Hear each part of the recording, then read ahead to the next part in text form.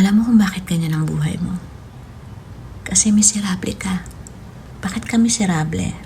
Kasi hindi ka marunong maging masaya para sa iba. Kapag hindi ka marunong maging masaya para sa iba, hindi ka rin marunong maging masaya sa mga bagay na meron ka.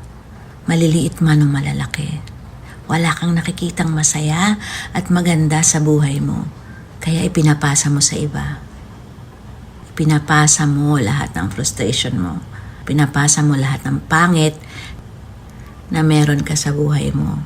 Pero pag naging masaya ka sa maliliit at malalaking mga bagay, matututunan mong maging masaya para sa iba at makita ang maganda sa iba. Subukan mo, madali lang. Subukan mo.